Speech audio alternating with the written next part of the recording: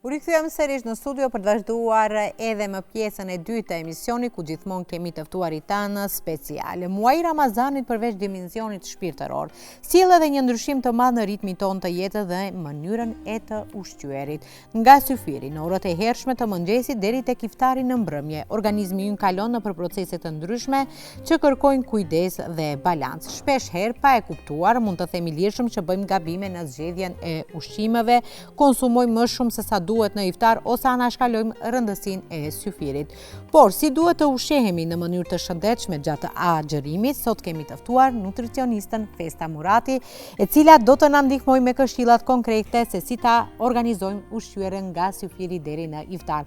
Përshëndetje Festa, mirë se erdhe në emisionin e mëngjesit Ritmi i ditës. Përshëndetje Rejhane, kënaqësia është e imja të jem sot këtu me ju. Atëherë mund të na thuani se çfarë ndodh me organizmin ton gjatë agjërimit nga syfiri deri në iftar? Agjërimi si një proces është shumë i lëvdruar me një farë mënyrë të themi në shkencë, siç e dimë edhe në aspekt shpirtëror, gjithashtu edhe për shëndetin ka vlera shumë të mëdha dhe shumë të mira. Si një proces shumë i njohur të themi është autofagia, ku për shembull gjatë atyre periudha kur neve agjerojmë gjatë atyre orëve, trupi kalon, domethënë, në proces rigjenerimit të atyre qelizave, gjë që ndihmon shumë për mirëqenjen e njeriut. Gjithashtu edhe në aspekt të metabolizmit, ku trupi detyrohet me një farë mënyre t'i përdorë edhe rezervat e mbetura yndyrore, gjë që ndihmon mandej edhe në rregullimin e rezistencës ndaj insulinës, për persona që kanë probleme të ndryshme shëndetësore. Kjo është, ose probleme me obezitetin të themi, kjo është një mjet shumë i fortë që mund të përdoret dhe duhet t'i dihet vlera me një farë mënyre. Festa, mund të na thuash se cilët janë gabimet më të shpeshta që bëjnë njerëzit, mund të themi, gjatë ushqyerit gjatë këtij muaji të shenjtë të Ramazanit? Gabimet më të shpeshta, një gjë që e theksojmë shumë herë, është përtypja më e ngadaltë e ushqimit. Domethënë, kemi hasë që njerëzit konsumojnë ushqim në mënyrë shumë të shpejtë dhe të pakontrolluar. Domethënë, ju sa më shpejt që të konsumoni, që të hani ushqimin, trupi juaj nuk ka kohë që ta proceson që ju jeni ngopur. Prandaj, duhet të konsumoni ushqimin sa më ngadaltë, të përtypet ushqimi mirë, që mos i vështirësohet puna dhe sistemi digestiv, që të mund të digjestohet ushqimi ashtu si duhet të procesohet. Pastaj grumbullimi i karbohidrateve dhe sheqernave të ndryshme në një vakt dhe anashkalimi i proteinave. Këtu hasim domethënë një bollëk të ushqimeve nutries, ku njerëzit nuk mendojnë shumë që për shembull nuk bëjnë vendime të sakta me një farë mënyre të themi, ku i vjet më së shumti vëmendje ushqimeve brumrave të ndryshme, fergesave të ndryshme, që kanë një sasi më të lartë të për shembull të transindyrnave që nuk janë të shëndetshme për trupin, kështu me radhë. Mund të na thuash se ndryshojnë nevojat ushqyese gjatë muajit të agjërimit krahasuar me muajt e tjerë? Nevojat ushqyese teknikisht nuk ndryshojnë, janë ato të njëjta, numri kalorive tek secili person duhet të qëndron i njëjtë, mirë po do kisha theksuar që gjatë muajit të Ramazanit duhet të ketë një kujdes të posaçëm hidratimi, domethënë që ju ta hidratoni trupin tuaj mjaftueshëm me ujë dhe lëngje, dhe domethënë gjatë muajit të Ramazanit duhet të ketë një kujdes pak më të madh në konsumimin e lëngjeve, për shembull që përmbajnë kofeinë, sepse kofeina është diuretik dhe ajo mundson largimin e lëngjeve. Mund të na thuash sa i rëndësishëm është syfiri dhe pse nuk duhet anashkaluar syfiri?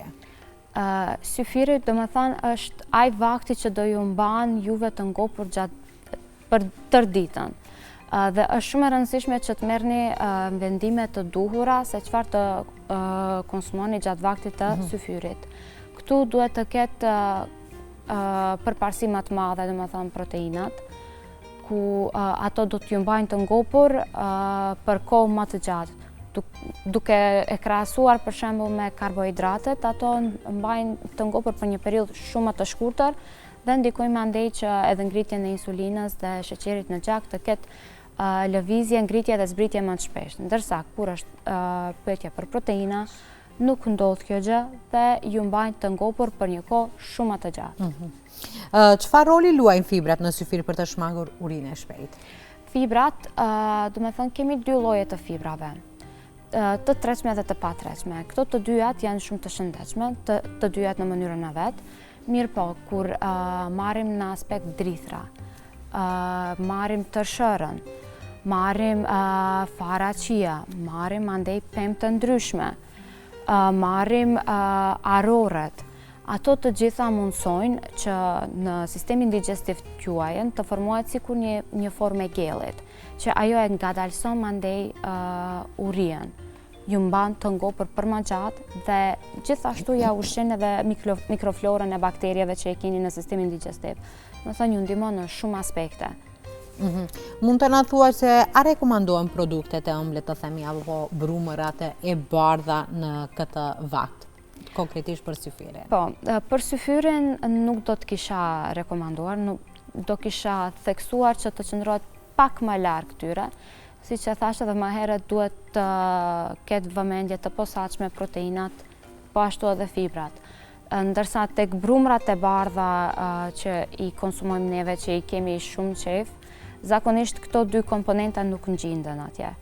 Do me thënë, më së tepërmi aty kemi të bëjmë me kaloritë zbrasta që trupi nuk ushqehet me një farë mënyre. Prandaj, për vakt të syfyrit, sidomos për vakt të syfyrit, do kisha rekomenduar që tu qëndroni pak më larg këtyre gjërave. Sa ujë mund të themi duhet të pimë gjatë syfyrit? Zakonisht e dim që ne, shumica e njerëzit të cilët agjerojnë, ne pimë shumë ujë, thjesht për gjatë ditës mos të ndjej atë etjen për ujë. Sa duhet të pimë ujë dhe a duhet të themi të pimë ujë me njëherë shpejt të pimë sa më shumë për në atë kohë? Do me thënë se cili person varësisht nga gjatësia, mosha, gjinia, ka nevoja të ndryshme për ujë. Nuk mund të themi që se cili njeri ka nevoja të njëjta. Mirë po, kur është fjala se cili duhet të ndëgjoj trupin e vetë dhe momentin që ka etje duhet të pi. Jo për shembull se jo që nuk do të pish gjatë tërë ditën dhe në mënyrë të pa kontrolluar të pihet uji. Duhet të pihen për shembull gradualisht, prej kohës së iftarit deri në syfyr, gradualisht së paku deri në 4 gota ujë të themi, së paku. Dhe pastaj siç e theksova më herët, të qëndroni pak më larg diuretikëve, këtu hyn çajrat të ndryshme, kafet, që mundsojnë që largimin e ujit. Do me thënë, momentin që ju konsumoni një kafe, duhet t'i pini 2 gota ujë për atë kafe. Dhe me thënë, kafja mund të themi se nuk rekomandohet që të pijet në syfyr? Në syfyr, jo. Duhet të gjeni një mes ndërmjet vaktit të iftarit dhe të syfyrit. Bash para syfyrit në atë periudhë nuk rekomendohet, pikërisht për largimin e ujrave, gjë që nuk ju ndihmon juve gjatë ditës mandej. Si mund ta ruajmë energjinë gjatë ditës përmes zgjedhjeve të duhura të ushqimit të themi në kohën e syfyrit? Në kohën e syfyrit do të kthehemi sërish tek zgjedhja e ushqimit që e bëni ju gjatë kohës së syfyrit. Nëse konsumoni sheqerna, do me thënë ushqim që komponenta kryesore është sheqerna, karbohidrate, ju do të keni lëkundje të mëdha të sheqerit dhe insulinës në gjak. Mandej, kur ka ngritje të menjëhershme, do të ketë edhe ulje të menjëhershme. Kjo do të mundson që energjia juaj të mos jetë e mjaftueshme për juve tërë ditën. Dhe kjo luan një rol shumë të madh. Cilat janë shenjat e dehidrimit dhe kur duhet të kemi kujdes? Shenjat e dehidrimit mund të dallohen që në fytyrë, do me thënë edhe në trup mund të dallohen dhe disa persona kanë probleme mandej edhe me dhimbje të veshkëve, gjë që nuk duhet të arrihet deri aty asnjëherë. Do me thënë, uji është shumë i rëndësishëm për mirëqenien e njeriut në përgjithësi, që luan një rol vital për mbjetesën e njeriut. Prandaj nuk duhet të anashkalohet. Do me thënë, kam hasur shumë persona që në vend të ujit preferojnë të pinë lëngje të tjera, për shembull lëngje me pemë ose të gazuara, mirë po duhet ta kenë të qartë që asgjë nuk e zëvendëson ujin. Uji duhet jetë patjetër prezent në tryezën tuaj dhe në përditshmëri, domethënë duhet të pihen deri prej në 4 deri 5 apo 6 gota ujë brenda ditës. Dhe asnjëherë nuk duhet të arrihet deri në atë pikë ku ju të shihni shenjat të dehidrimit. Atëherë, mund të na thuani se si duhet të ushqehen persona që kanë punë fizike apo studentët që kanë të themi angazhime të gjata. E dim që në këtë periudhë, përveç që i kemi personat të thjeshtë, po dhe ato e kanë, ne themi që më të rëndë e kanë personat fizik që punojnë në ndërtimtari, bojnë punë fizike, punën e dorës që nuk ju largohen. Vetëm nëse mundet Festa nga regjia më thonë flokët pak për shkak se krijon zhurmë mikrofoni. Në rregull, po, kur janë në pyetje persona që punojnë punë fizike, duhet një kujdesi posaçëm. Do me thënë, rekomendohet që për këta persona që të përdorin edhe elektrolit shtesë. Do me thënë, në këtë pjesë bien minerale që i humbni gjatë ditës dhe nuk i kompenzoni gjatë ditës, është mirë që gjatë vaktit hapësirës së syfyrit, iftarit dhe syfyrit të merren edhe elektrolit ekstra shtesë. Gjithashtu duhet të konsumojnë proteina, sa më shumë proteina, që të munden për shembull edhe trupi i tyre të rigjenerohet ashtu si duhet. Gjumi është shumë i rëndësishëm. Asgjë nuk ka rëndësi, po ju të jeni personi më aktiv, më të ushqeni sa më shëndetshëm që të mundeni. Përderisa nuk keni gjumë të mirë, asgjë nuk ka vlerë. Prandaj për këta persona rekomandohen elektrolit shtesë, pushim të trupit, do me thënë të ketë gjumë kualitativ, dhe ushqimi me proteina. Në proteina, patjetër. A ndikon agjerimi në metabolizëm dhe në peshën trupore? Shpesh herë kemi ndëgjuar persona që thonë tër ditën po agjeroj, mirë po shtoj peshë. Kjo ndodh se edhe gjatë tër ditës, edhe nëse ju nuk agjeronin, në momentin që ju konsumoni ushqim, kjo do të thotë që ju keni konsumuar kalori të tepërta. Prandaj, ju keni shtuar peshë.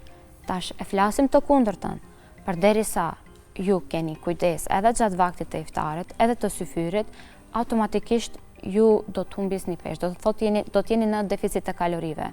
Dhe kjo do të jetë është një metodë e mirë që mund të trajnohet me një farë mënyre trupi, që të mësohet pak me një deficit të kalorive, sepse në përditshmëri është pak më e vështirë. Mirë po, kur e marrim këtë komponentën që e bëjmë edhe për arsye shpirtërore, është disi më e lehtë dhe duhet ta shfrytëzojnë njerëzit. Ndërsa në aspektin e metabolizmit, e ceka edhe më herët, në këtë periudhë trupi fillon të shfrytëzon ato deponit e më hershme, do të thënë deponit yndyrore, dhjamore që kanë qenë më herët. Dhe kjo automatikisht do të ndihmon në trupin që ju të humbisni peshë. Duhet vetëm pak deficit të kalorive që ju të arrini qëllimin e caktuar. Tani nga syfiri do të kalojmë tek iftari. Cila është mënyra më e shëndetshme për të qelur, të themi, iftarin? Iftari zakonisht, siç e kemi ritual, është të qelet me ujë dhe hurme. Mirë po, unë do kisha desht që ta theksoj që mos të vazhdohet me njerë pas këtyre në ushqime më të rënda, po gradualisht trupi të mësohet, do me thënë të filloni me ndonjë salat dhe ndonjë supë të lehtë. Dhe si që thash, më ngadal, sa më ngadal. Të pushojmë gjatë grënjes, që ti lem hapësirë dhe trupit që ta proceson se çfarë po ndodh. Të mund të digjestohet ushqimi ashtu si duhet, mandej nutrientët mund të shfrytëzohen nga trupi në mënyrë adekuate, supë që të kemi ma tepër lëngje, salat, do me thënë vitamina minerale të ndryshme, nëse përdorni për shembull vaj ulliri në sallatat të ndryshme, omega 9 që janë të mira për zemrën, dhe kështu gradualisht duhet të fillohet, do me thënë, tek vaktet e tjera që i kemi për shembull gjellërat të ndryshme apo mishrat. Mishrat. Mund të na thoni se pse këshillohet që iftari të mos jetë i rënd, të them, dhe i menjëhershëm. Ju sadopak disa, i cekët disa pika që nuk duhet që derisa trupi një çfarë të merr një shenjë se çfarë po ndodh me organizmin tonë? Nuk duhet të konsumoni ushqim të rënd, të themi. Duhet të mendoni që duhet të ushqeni trupin tuaj. Kemi lloj-lloj shije, duke filluar prej brumrave, apo prej gjërave të fërgesave të ndryshme, që në rregull janë ato mund të konsumohen, por gjithmonë themi që duhet të ketë kontroll dhe balans. Duhet sa më ngadalë përsëri e ceki këtë, sa më ngadalë në mënyrë të kontrolluar, dhe ta dini që ushqimi, edhe nëse nuk e hani tash, mund të hani më vonë. Nuk është e thënë që të konsumohet gjithë vakti për një herë. Mund të ndani në copsa, do me thënë pak tash, pak mbas një ore, dhe ashtu gradualisht trupi do t'jetë edhe ju më mirë do të ndjeni, nuk do t'a keni atë ndjesinë e lodhjes pas konsumimit të ushqimit. Gjë që është pak kontradiktore, sepse pas konsumimit të ushqimit duhet keni energji, jo të ndjeni lodhje. Jo, kjo ndodhë zakonisht. Kjo zakonisht ndodhë. Kjo ndodhë të. Mund të na thuani se si duhet të jetë një iftar i shëndetshëm? Për një iftar të shëndetshëm, fillojmë do me thonë me ujë. Fillojmë me ujë, hurma që do t'jetë prezent si ritual në këtë periudhë, supë me perime, pastaj vazhdojmë salat. Mund të kemi mandej, do me thonë, proteina, këtu vinë protein bimore apo shtazore, mish të bardh, apo edhe në mish të kuq deri në 3 herë brenda javës. Ushqime tradicionale tona që i kemi gjellëra të ndryshme me perime, ato janë shumë të shëndetshme. Mirë po gjithmonë duhet cekur nivelin e sasinë e vajit në këto ushqime. Duhet të konsumohet mandej brumrat, mirë po për shembull buka e zezë që t'jetë me fibra më tepërmi, që edhe sistemi digestiv t'jetë i lumtur me ju. Perimet asnjëherë nuk duhet të mungojnë.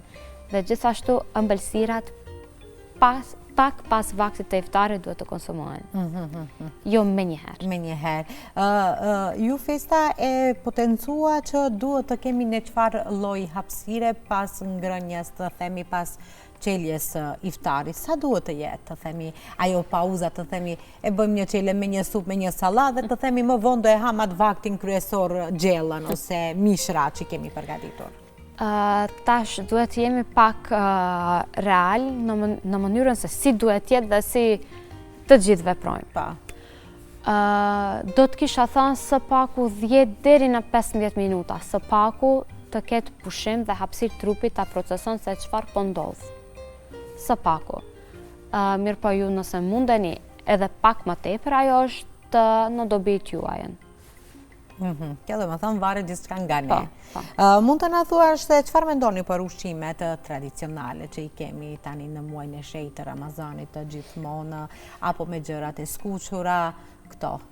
Si ti anashkalojmë, apo të paktën të kemi ndonjë ditë të caktuar kur mund të themi për t'i ngrënë, për t'i konsumuar gjatë këtij muaji? Unë asnjëherë nuk jam pro eliminimit të ndonjë ushqimi, sidomos kur bëhet fjalë për ndonjë preferencë e personit, sepse ushqimi duhet na bëjë të ndjehemi mirë dhe nuk duhet jetë lidhur me ndjesinë e fajet. Mirë po në këtë periudhë ju, apo në çdo periudhë të jetës, ju mund të konsumoni ushqimet juaja të preferuara, si janë brumrat, flia, këtu të neve që i kemi zakonisht. Mirë po në sasi më të vogla, pse jo? Çdo herë themi në sasi të kontrolluar dhe të balansuar. Unë kur flas me klienta apo me njerëz, thënia që e përdori më së shumti është në mënyrë të kontrolluar dhe të balansuar. Ju nuk do të keni nevojë të eliminoni asgjë përderisa ju keni kontroll. Mund ta kombinoni, mund të ketë vend edhe petat e ndryshme që e konsumojnë, edhe flia, edhe ushqimet të tjera të skuqura, mirë po me kontroll dhe në sasi të caktuar. Gjithçka do të thotë duhet të kemi një çfarë mase. Ndoshta edhe ato kur flasim edhe për ushqimet e shëndetshme, duhet të ketë një çfarë... Do me thonë, duhet të ketë një balans të caktuar. Duhet ta dini që ju duhet të ushqeheni për ta ushqyer trupin tuaj, që ju nesër të jeni më të shëndetshëm, të mund të evitoni sëmundje të ndryshme, të mund të qëndroni për shembull eshtrat e tuaja të jenë sa më të shëndetshme, që në të ardhmet ja lehtësojnë jetën, jo t'ua vështirësojnë ato. Më thonë, në çdo moment duhet t'i keni në mendje këto faktor. Kemi zakonisht gjatë muajit të shejt, pasi që është një muaj i shejti, mund të themi gjatë vitit, zakonisht edhe njerëzit që kanë probleme shëndetësore mundohen që të agjerojnë, të themi, gjatë këtij muaji dhe dikush mund të themi lirshëm ja arrin qëllimin, dikush nuk mundet. Çfarë mesazhi keni për këtë kategori të personave, qoftë ato që janë me diabet, me sëmundje kardiovaskulare, kështu me radhë? Për këta persona, unë do të kisha thënë që konsultimi me persona adekuat, këtu hyn për shembull me mjekun tuaj, është i patjetërsueshëm. Sepse edhe pse e ndjejmë si të patjetërsueshme që e kemi agjerimin, është pastrim shpirtëror njëkohësisht, asgjë nuk ka më tepër rëndësi se shëndeti juaj. Do me thënë, nëse arrin deri tek dëmtimi i shëndetit, ju atëherë nuk keni kryer punë të duhur. Prandaj duhet të konsultoni me profesionist, këtu hyn mjeku juaj apo specialistë të ndryshëm. Ku nëse e keni lejen e atyre që ju të vazhdoni të agjeroni dhe nëse ndjeni ju që jeni të gatshëm për këtë proces, atëherë mund të vijoni, por në momentin që ju nuk ndjeni mjaftueshëm të fortë, ju duhet t'i riktheheni rutinës së mëparshme. Gjithashtu duhet theksuar shumë herë që medikamentet që i keni për brenda ditës, ato patjetër duhet të merren. Do me thënë, nëse keni kështu raste me diabet apo me sëmundje të ndryshme që i keni të patjetërsueshme, të merrni medikamente, ato nuk duhet lënë anash. Nuk duhet anash kalohen. Nuk duhet. Festa në thuaj zakonisht ne dim prej syfyrit deri në iftar lirshëm nuk konsumojmë ujë. As pak agjerimi këtë e ka sakrificën. Mund të na thuash se nga iftari, sa duhet të konsumojmë ujë? Sa ka nevojë trupi ynë për ujë? Trupi ynë për ujë gjithmonë ka shumë nevojë. Do me thonë duke filluar nga qelizat që përbëhen prej ujit, do me thonë që secili organ i yni ka nevojë për atë si substancë. Duhet të pas prej kohës së iftarit deri në syfyr, siç e theka më herët, duhet më së paku prej 4 deri më 5 ose 6 gota ujë brenda asaj periudhe. Mirë po, nuk duhet në mënyrë të menjëhershme, duhet gradualisht. Një gotë tash ose një gjysmë gote tash, mas 15 minuta, një gotë tjetër, duhet gradualisht dhe jo në mënyrë të menjëhershme, të konsumohet edhe uji. Edhe uji. Dhe në fund festa cila do t'ishte këshilla juaj për gjithë agjeruesit në këtë muaj të shenjtë Ramazanit? Së pari ju dëshiroj agjerim sa më të lehtë dhe shpresoj që ky muaj i bekuar t'i bashkon të gjitha familjet në një tryezë të përbashkët me bollëk për të gjithë. Dhe këshilla ime do t'ishte që mos ta harroni shëndetin tuaj dhe veten tuaj, edhe pa marrë parasysh që jemi në një muaj ndryshe nga të tjerët. Gjithmonë duhet ta mendoni veten së pari, mirëqenjen tuaj, gjithashtu edhe të familjes tuaj dhe të konsumoni ushqim që ju bën mirë dhe ja ushqen trupin tuaj. Të faleminderit shumë Festa për gjitha këto këshilla që i dhe nëpërmjet emisionit tonë në ritmi ditës. Shpresoj që sadopak agjeruesit do i kenë parasysh se si duhet të veprojnë në syfyr, por edhe në iftar dhe kështu me radhë. Të faleminderit shumë edhe një herë. Ju faleminderit shumë Rehane për ftesën, ishte kënaqësia ime.